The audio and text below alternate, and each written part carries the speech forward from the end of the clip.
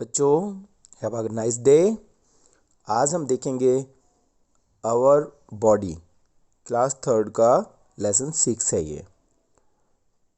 इसमें सबसे पहली बात ये आती है कि हमारी बॉडी का structural and functional unit cell है, यानी हमारी बॉडी सेल्स से मिलकर बनी हुई है।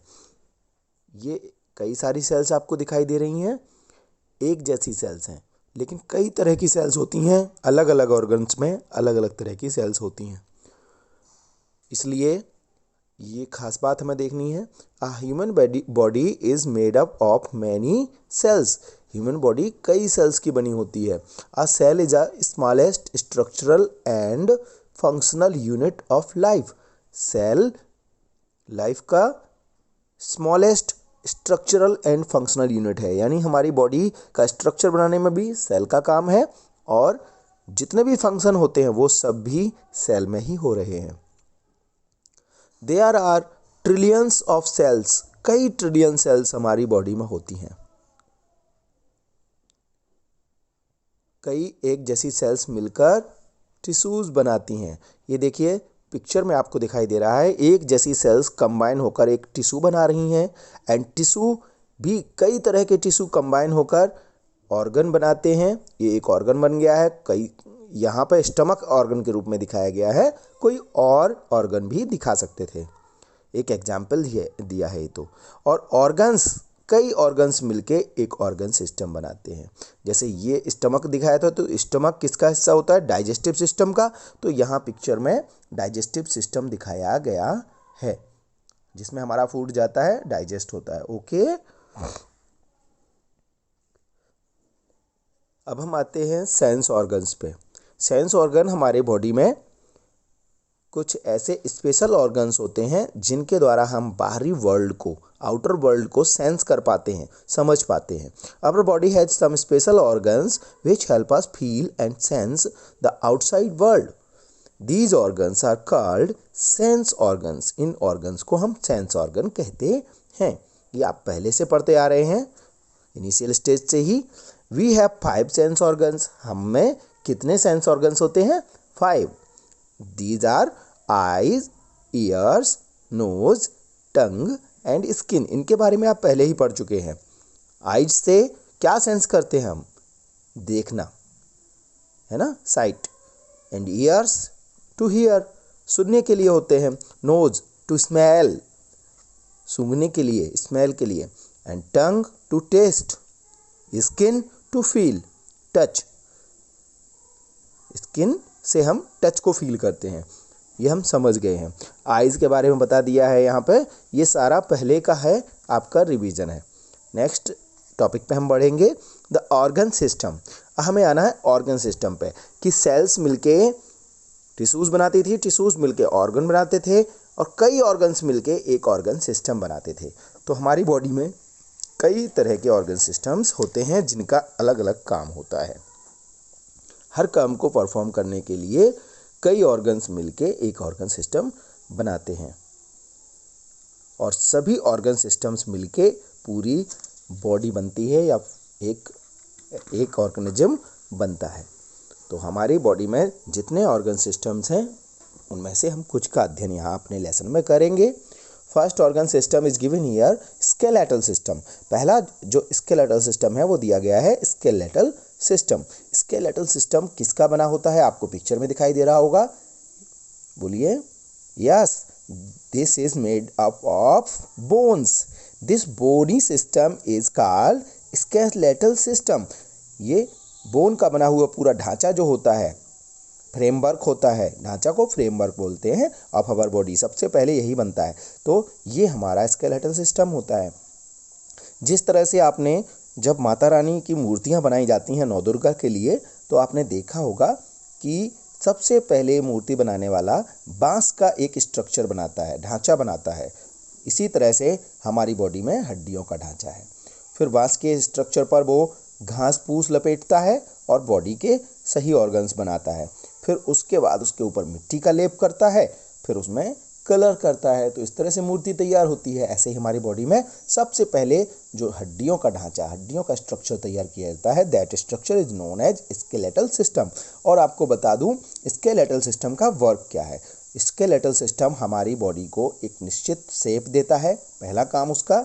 सेकंड है कि वो एक निश्चित स्ट्रक्चर, यानी लंबा होगा, कैसा होगा, ये देने का, शेप देने का काम करता है। दूसरा, उसको एक निश्चित पोजीशन में बनाए रखने के लिए ताकत, स्ट्रेंथ देने का काम भी कौन करता है? Skeletal system. ओके,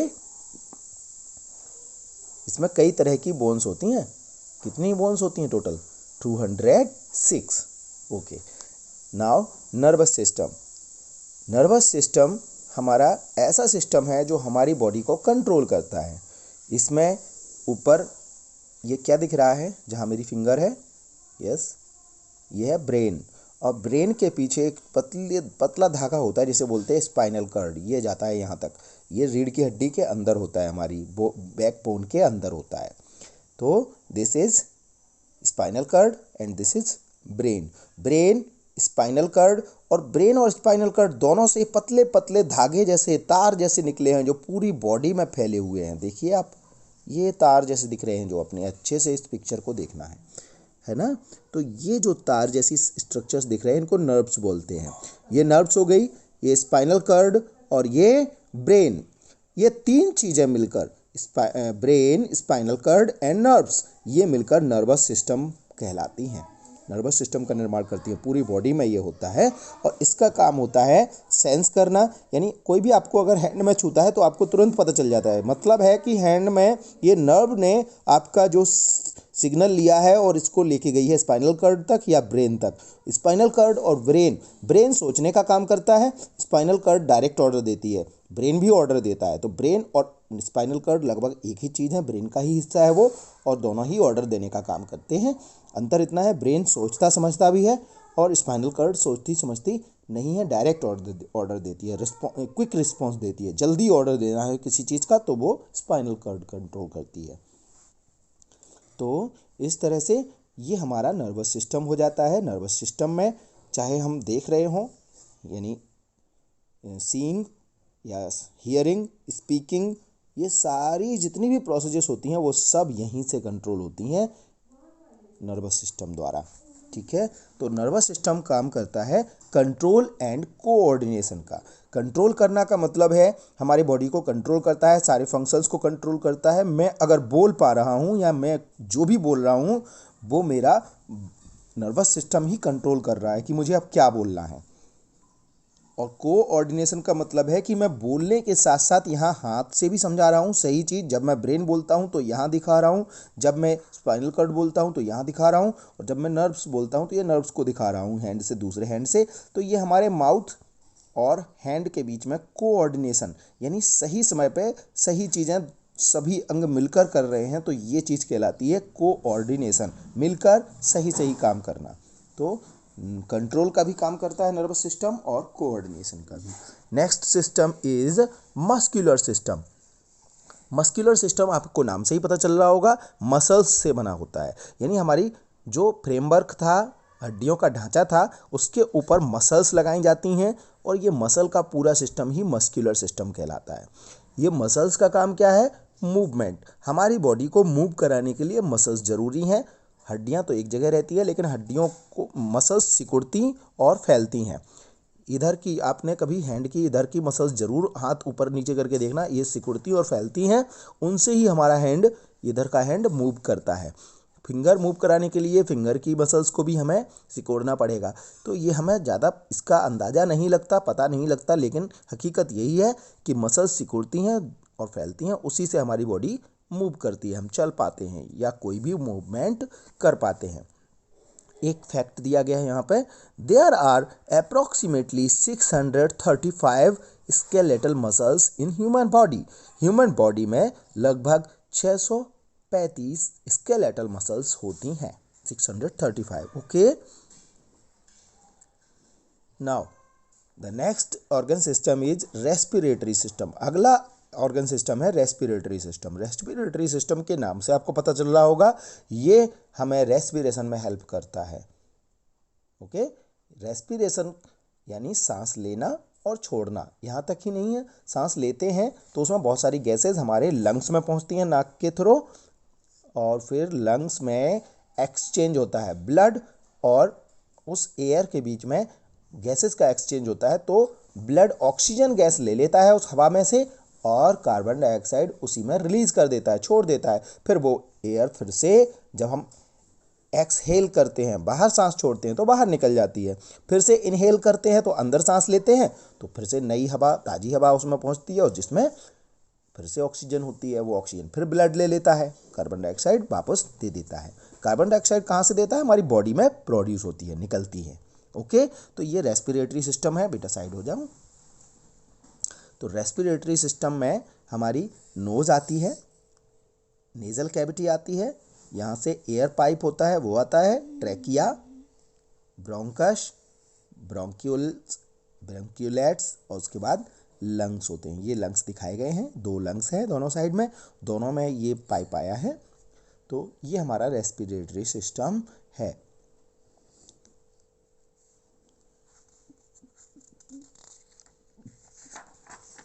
ये रेस्पिरेटरी सिस्टम में जो हम ऑक्सीजन लेते हैं ना, ऑक्सीजन हमारे लंग्स ने ले ली, लंग्स से वो ब्लड में डिसॉल्व हो गई, ब्लड उसे पूरी बॉडी में ले जाता है। पूरी बॉडी में उस ऑक्सीजन का होना क्या है? हर सेल में वो ऑक्सीजन पहुंचती है। सेल में फूड भी पहुंच जाता है, ब्लड ही फूड भी पहुंचाता है, और वो फूड को कंबसन के लिए, जलने के लिए ऑक्सीजन की ज़रूरत होती है। तो वो ऑक्सीजन कौन देता है? ये हमारा रेस्पिरेटरी सिस्टम वहाँ तक पहुँचाता है ब्लड के द्वारा। तो रेस्पिरेटरी सिस्टम ने ही ऑक्सीजन फिल्टर करके ब्लड में दी, ब्लड उसको हर सेल में ले गया, हर सेल में उस ऑक्सीजन की सहायता से फूड बर्न होगा, कंबसन होगा फूड का, और फिर उससे एनर्जी जो रिलीज होगी वो एनर्जी हमारे काम करने में यूज़ आएगी। ओके, फूड से एनर्जी निकलती है ना, तो वो ऑक्सीजन के रिएक्शन से निकलती है। Next, digestive system. Digestive system भी हमारे बॉडी का एक मेन पार्ट है, मेन इंपॉर्टेंट सिस्टम है। We need food to grow, हमें बढ़ने के लिए फूड की ज़रूरत होती है, और डाइजेस्टिव सिस्टम उस फूड को हमारी बॉडी में अंदर जाने लायक, हमारी बॉडी के लिए यूज करने लायक बनाने का काम करता है। मतलब है, हम जो फूड बाहर देखते हैं वो फूड हमारे काम का नहीं है, उसे डाइजेस्ट करने की ज़रूरत है, इतने छोटे छोटे पार्टिकल्स में तोड़ने की ज़रूरत है कि हमारी जो एलिमेंट्री कैनाल है, इसकी वाल या इंटेस्टाइन की वाल उसे एब्जॉर्ब कर सके। ये ठीक कैसे है? सोख लेता है, जैसे कोई कपड़ा पानी को सोख लेता है ना सरफेस पे से, ऐसे ही हमारी ये इंटेस्टाइन भी फूड को सोख लेती है। लेकिन सोखने लायक बनाने के लिए उसको लिक्विड फॉर्म में, यानी बिल्कुल छोटे छोटे कणों में टूटना भी तो ज़रूरी है, उसका घोल बनना जरूरी है, सॉल्यूशन बनना ज़रूरी है। तो उसके लिए हमारा ये डाइजेस्टिव सिस्टम काम करता है। सबसे पहले इसमें आता है हमारा माउथ से हम फूड अंदर लेते हैं, फिर बक्कल कैविटी में जाता है जहाँ पर दांत लगे होते हैं, और दांत उनको पीसते हैं फूड को। फिर उसके बाद वो ईसोफेगस में जाता है, इस फूड ट्यूब में जाता है, उसमें साथ ही हमारी लार मिल जाती है, जिससे वो एक लुगदी या लेई जैसा बन जाता है। उसके बाद स्टमक में पहुंचता है। स्टमक में फूड पहुंचने पर उसमें कई सारे डाइजेस्टिव जूस मिलाए जाते हैं, जिनका काम होता है उसे और गला देना। उसके बाद वो इंटेस्टाइन में आता है, स्मॉल इंटेस्टाइन, फिर लार्ज इंटेस्टाइन, तो उसका डाइजेशन कंप्लीट हो जाता है, वो घोल बन जाता है, और लार्ज इंटेस्टाइन उसे एब्जॉर्ब कर लेती है। उस घोल में से ज़रूरी चीज़ों को, अच्छे अच्छे पदार्थों को, अच्छे अच्छे फूड पार्टिकल्स को एब्जॉर्ब कर लेती है और ब्लड को दे देती है। ब्लड में पहुंच जाता है, ब्लड उसे फिर से सर्कुलेट हो रहा है ना, ब्लड पूरी बॉडी में घूम रहा है, तो वो हर बॉडी पार्ट्स तक पहुंचाता है, यानी हर सेल तक ब्लड ही फूड को पहुंचाने का काम करता है। ओके, इस तरह से हमारा डाइजेस्टिव सिस्टम उस फूड को हमारी बॉडी में यूज़ किए जाने लायक पार्टिकल्स में तोड़ता है। तो यही डाइजेशन कहलाता है। डाइजेशन का मतलब ही है फूड को छोटे छोटे पार्टिकल्स में तोड़ना। नेक्स्ट सिस्टम इज, अच्छा हाँ, डाइजेस्टिव सिस्टम के हम कुछ पार्ट बोल रहे थे, वो बोल देंगे। तो टीथ हो गए थे, फिर इधर से ये फूड पाइप यानी ईसोफेगस, फिर ये स्टमक में डाइजेस्टिव जूसेस उसमें मिलते हैं। उसके बाद आती है ड्यूडेनम, और फिर स्मॉल इंटेस्टाइन, लार्ज इंटेस्टाइन। यहाँ एब्जॉर्ब होने के बाद एनस से बाहर निकल जाता है, जो वेस्ट मटेरियल होता है, जो काम का नहीं होता है, वो बाहर निकल जाता है। ये एक बड़ा ऑर्गन आपको दिख रहा है डार्क कलर में, ये लीवर है। लीवर में एक और जूस बनता है, बाइल जूस, जो हमारे फूड के डाइजेशन के लिए बहुत ही ज़रूरी होता है। तो वो बाइल जूस बनाता है। और एक इधर एक पत्ती जैसी स्ट्रक्चर दिख रही होगी आपको, ज़्यादा नहीं दिख रही है इस पिक्चर में, ये है पेंक्रियाज। इसमें भी कुछ डाइजेस्टिव जूसेस बनते हैं, पेंक्रियाटिक जूस। अब हम आते हैं एक्सक्रीटरी सिस्टम पर। एक्सक्रीटरी सिस्टम मीन्स होता है बाहर निकालने वाला सिस्टम, यानी हमारी बॉडी में कुछ ऐसी चीज़ें, खराब चीज़ें भी बनती हैं विभिन्न क्रियाकलापों के दौरान, जिनको हमें बॉडी से बाहर निकालना जरूरी होता है, टॉक्सिक होती हैं वो। तो ऐसे मटेरियल एक्सक्रीटरी मटेरियल कहलाते हैं, यानी बाहर निकाले जाने वाले मटेरियल, और इस सिस्टम को हम बोलते हैं एक्सक्रीटरी सिस्टम। इस एक्सक्रीटरी सिस्टम में मेन होता है हमारा किडनी, और स्किन भी एक्सक्रीटरी सिस्टम का काम करती है। स्किन में कैसे, जब आपको पसीना आता है ना, तो एक्सेस अमाउंट ऑफ वाटर, ज़्यादा मात्रा में जो पानी हमारी बॉडी के अंदर है वो स्किन निकाल देती है, और साल्ट्स अगर होते हैं तो वो भी निकाल देती है। इसीलिए जो स्वीट हमें आता है, स्वेट यानी पसीना, उसका कलर, उसका टेस्ट भी थोड़ा नमकीन होता है, क्योंकि उसमें साल्ट्स होते हैं। तो बॉडी में जो अतिरिक्त मात्रा में, ज़्यादा मात्रा में पानी और साल्ट्स होते हैं, वो स्वेटिंग यानी पसीने के द्वारा स्किन से बाहर निकाल दिए जाते हैं। स्किन यानी एक्सक्रीटरी सिस्टम का काम करती है। दूसरा एक्सक्रीटरी सिस्टम मेन है किडनी। किडनी में ये देखिए पिक्चर, किडनी में ये ब्लड आता है, ब्लड आ रहा है, और किडनी में जाकर फिल्टर होता है। फिल्टर होने के बाद अच्छा ब्लड वापस चला जाता है, और जो उसमें से कई अशुद्धियाँ निकली, वेस्ट मटेरियल निकला, वो इस ट्यूब के द्वारा ब्लैडर में आता है। ब्लैडर से उसे बाहर निकाल दिया जाता है यूरिन के द्वारा, यानी जो आप यूरिन करते हैं ना, पेशाब करते हैं, उसमें बाहर निकल जाते हैं हमारे वेस्ट मटेरियल्स वो। तो ये पूरा सिस्टम एक्सक्रीटरी सिस्टम का काम करता है। एक्सक्रीटरी सिस्टम में मेन किडनी होती है, यूरेटर होता है, और ये यूरिनरी ब्लैडर होता है, यूरेथ्रा होती है, और मेन तो पार्ट है इसका किडनी। आपको किडनी याद रखना है, ओके। नेक्स्ट है सर्कुलेटरी सिस्टम। सर्कुलेटरी सिस्टम बहुत ही इंपॉर्टेंट है।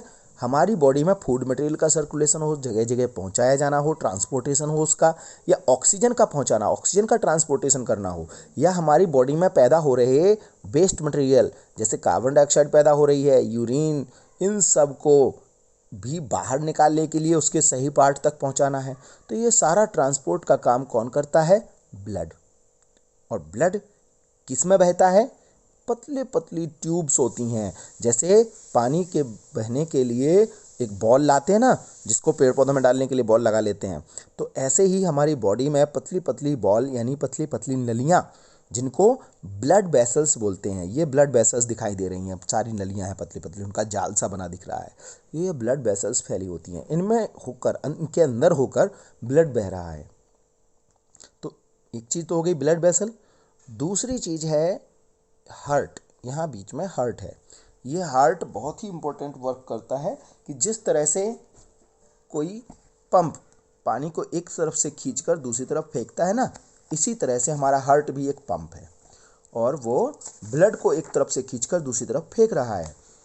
तो ये देखिए हमारा हार्ट, हार्ट में 4 चैम्बर्स होते हैं, 2 ऊपर के एक जैसे होते हैं, 2 नीचे के एक जैसे होते हैं, और ये ट्यूब्स, ये वेन्स है।